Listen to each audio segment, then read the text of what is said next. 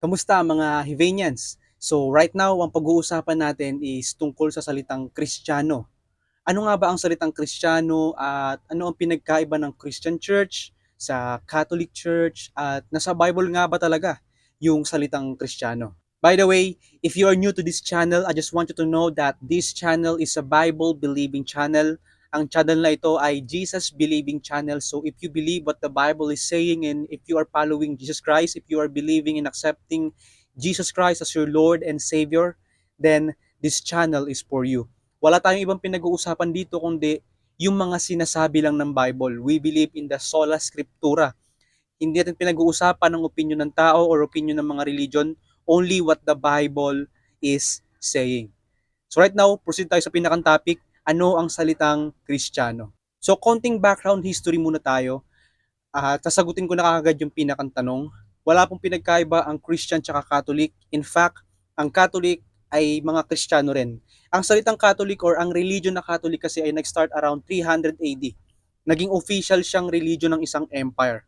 At naging malaki ang impluensya hanggang sa panahon natin lumalawak ang Catholicism. Pero sa mga nalilito at mga hindi nakakaalam, ang Catholic po ay Christian din. Ano ba ang ibig sabihin ng Christian? Yung word na Christian po ay nasa Bible and nabanggit siya 3 times sa Bible. So if you have a Bible, you can check it sa Acts chapter 11 verse 26, pangalawa sa Acts 26 verse 28, and yung pangatlo sa 1 Peter chapter 4 verse 16. Sa Acts chapter 11 verse 26 unang nabanggit ang salitang Kristiyano. Ang ibig sabihin kasi ng Kristiyano or Christians is slaves of Christ. Christ, yung Kristiyano kasi dalawang word yan eh. Christ, tapos iano or ian. Christian or Cristiano or Ianus, ibig sabihin na slave. Yung Christ from the word Christ mismo. Yung Ianus, slave or followers or disciple. Ganun siya. So kapag ka naniniwala kay Christ, you are a Christian. Eh nung panahon na to, hindi complement yung salitang Kristiyano. Ibig sabihin, kapag ka nalaman nilang naniniwala ka kay Jesus Christ, kinukutya ka nila, Kristiyano ka, Kristiyano ka. So hindi maganda yung meaning ng Christian dati. Kasi dati, pinipersecute yung mga Kristiyano. Kung maalala nyo yun, sa panahon ng Roman Empire, pinapatay nila yung mga Christians, nilalagay sa, yung gladiator, yung ilalagay sa isang malaking arena, tapos may mga lion sa gitna, papakain yung mga Kristiyano. So, tinutorture yung mga Christian dati kasi nga, allergy sila sa word na Christian. And sa paglipas ng panahon, natanggap na ng mga Kristiyano na Christian talaga sila. Ibig sabihin, proud na sila na maging Christian sila. Kasi, to live is for Christ and to die is gain, sabi nga ni Paul, and mapalad ang mga kinukutya or pinipersecute dahil kay Christ. So, naging proud sila na Kristiyano sila, kahit tawagin silang Kristiyano. Kasi yung word na Kristiyano nga, pang-asar siya eh. Para kang inaasar na, ganito ka, ganyan ka, Kristiyano ka. Naging proud sila, okay, I am a Christian because I believe in Jesus. So, ang Christian, 3 times siya nabanggit sa Bible. Ngayon, matatawag kang Kristiyano kapag naniniwala ka kay Jesus. Now, let me ask you, do you believe in Jesus? Do you believe that He is God? Do you believe that Jesus Christ died for your sin and He rose again after 3 days? And bumalik siya sa langit and He is coming again? If you believe on that news, then you are a Christian. So sa madaling salita, sa panahon ng New Testament, especially nung early church, kapag naniniwala ka kay Jesus, ang tawag sa kanila is mga Kristiyano. At hindi ka lang basta naniniwala kay Jesus, pero sumusunod ka sa mga teachings ni Jesus. Ibig sabihin, naniniwala ka sa gospel. Ano ba ang gospel? Ang gospel po ay good news. So kapag naniniwala ka at pinangahawakan mo ang katuruan ng good news, Christian ka. Well, ano ba yung good news? Siyempre, kung merong good news, meron munang bad news. Ano nga ba ang bad news? Ang bad news kasi, if we're going to read Romans chapter 6 verse 23, it says there, "For the wages of sin is death, but the gift of God is eternal life through Christ Jesus our Lord and Savior." So yan po yung bad news, na kapag nagkasala tayo, kamatayan ang kabayaran sa atin. Not just physical death, pero yung spiritual death, na mapupunta tayo sa hell. But because God loves us, John 3:16, "For God so loved the world that He gave His one and only begotten Son, and whosoever believes in Him, the Son, Jesus, will not perish but have eternal life." If you believe in Christ, you are a Christian and you will be saved. If you have faith in the gospel, in the good news, meaning yung story ng ginawa ni Jesus Christ, you are a Christian and you will be saved. So kung naniniwala ka sa gospel, kung naniniwala ka sa mga teachings ni Christ, you are a Christian. Walang requirements, just believe. At yung believe din ang tawag natin doon ay faith. If you have faith in Christ, you will be saved. Kaya uulitin ko lang, walang pinagkaiba ang Christian at Catholic. Kasi at totoo niyan, ang mga Catholic ay galing sa Christian. Kasi nga Christian tayo lahat. As long as we believe in Christ, Kristiyano tayong lahat. Okay? May mga iba't ibang paniniwala lang.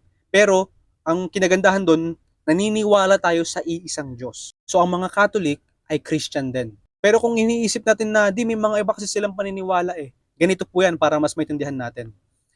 Halimbawa, lahat tayo dito ay grade 12. Ikaw na nanonood, kayong mga nanonood at ako, lahat tayo grade 12. So graduating na tayo. Pare-parehas tayong grade 12, pero magkakaiba tayo ng course. Magkakaiba tayo ng strand na kinuha. Ako ang kinuha ko, UMS.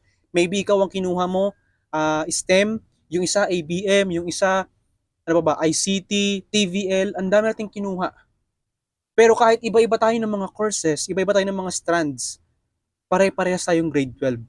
Same thing din po yan. Iba-iba man tayo ng layunin, iba't iba man tayo ng mga pinapangarap, pinapamuhay, same tayo. Mga Christians po tayo as long as we believe that Jesus is God, Lord, and Savior. So sana naging malino sa atin yon. Pero kung nagtataka ka pa rin, bakit kasi yung ibang church walang rebulto, yung iba ganyan, kasi sa church may mga ganito, may mga ganyan. Ang napupuno natin yung mga pinagkakaiba-kaiba. Ito lang po yung gusto kong sabihin. Learn how to respect. Hindi learn how to debunk them or how to debate with them. No, no, no. Learn how to respect and honor them. Parang ganito yan. Halimbawa, ako, ang gusto ko sa Shanghai, ketchup. Pero ikaw, ang gusto mo sa Shanghai, suka. Hindi porket gusto ko yung ketchup, ito yung tama. At aawayin kita, bakit suka yung gamit mo, dapat ketchup. Kung gusto mo nga suka Ako, ketchup ako Ganun ka din, hindi porket ginagamit mo suka, hindi mo ko pwedeng awayan na bakit ketchup yung gamit mo, dapat suka yan. No, masarap sa akin yung Shanghai na may ketchup, masarap sa iyo yung Shanghai na may suka, then mag-respect tayo. Ngayon, now-curious ako bakit ganyan yung Shanghai mo, merong suka, pwede kong tikman. Okay? Pero pag natikman ko yan, hindi ko ipipilit sa'yo yung sa akin kung ayaw mo nito. Pero kung gusto mo tikman, ituturo ko rin sa'yo or ipapakain ko rin sa'yo, papatikim ko sa'yo. Ganon din. Kapag may mga iba't iba tayong paniniwala sa mga religion natin, huwag tayong magtalo-talo. There's no reason, there's no enough reason for us to debate or mag-away, mag-argue. Binigyan tayo ng iba't ibang layunin para gampanan natin yung iba't ibang purpose natin. Marami akong kakilalang Catholic and I love them and I respect them. Hanga ako sa faith ng mga Catholic. Sa mga Christians, kapag may kasama kayong mga Catholic, huwag nyo ipamukha sa kanila na iba kayo, iba yung paniniwala nyo. Be teachable, learn with them, learn from them. Ganon din sa mga Catholic, kapag may kasama kayong mga Christian, huwag nyo silang ituring na, iba reliyon mo, ayoko sa'yo, ayoko sumama sa'yo. Yun ang word sa mga tao Pagdating sa religion, umiiwas tayo. Pero pagdating sa mga taong may bisyo, gusto nating samahan sila. Napaka-weird, napaka, alam mo yun, parang napaka-pariwara na ng mindset ng tao. Mas pipiliin pa nilang sumama doon sa mga mabisyo kaysa doon sa mga tao na ang pinagkaiba lang naman is religion pero tutulungan ka pa rin namang makabalik sa Diyos. Tutulungan ka pa rin naman maging mabuti. 'Di ba? And I speaking din sa mga magulang. Okay? Sabi ko nga po sa inyo dito sa channel na to, ang sinishare ko ay galing sa Bible. So, I don't care kung may masaktan. As long as galing sa Bible yung sinasabi ko, sasabihin ko to. Nakakalungkot, maraming mga magulang ngayon pinaghihigpitan yung anak. Hindi pinapalabas. Pero kapag magpapaalam yung anak, magala lang po kami, pinapayagan. Pero pag yung anak magpapaalam papuntang church, hindi na pinapayagan. Ba't baliktad? Pag pupuntang church, pinagbabawalan. Pero pag sa mga inuman, sa mga galaan, sa mga puyatan, pinapayagan. Binibigyan pa ng budget. Nakakalungkot.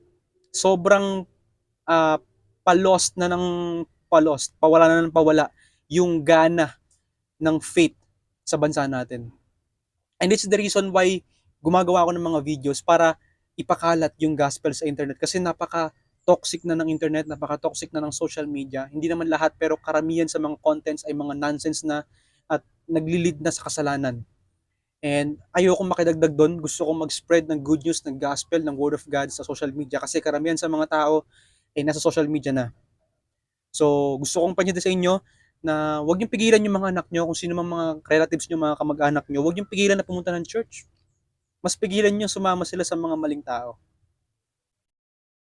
Huwag kayong matakot sumama sa mga Christians. Huwag kayong matakot na sumama sa mga Catholic na ini-invite naman sila sa church. Wala po yung pinagkaiba. Huwag nyo isipin yung pinagkaiba ng religion. Ang isipin nyo, mapapabuti ba yung tao dyan? Okay? So yun lang. Ayokong magkaroon ng away-away dito. Lahat po tayo i-respect and i-honor po natin yung paniniwala ng isa't isa. At dapat ang i-goal po natin is makatulong sa faith ng bawat isa. So yun lang, and I hope na marami tayong na-realize, marami tayong natutunan.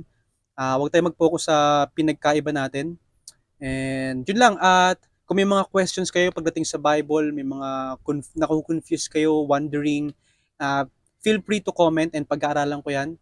Sasagutin ko yan and makakaasa kayo na lahat ng sagot ay galing sa Bible, hindi sa opinion ng tao or opinion ng relihiyon or ng internet.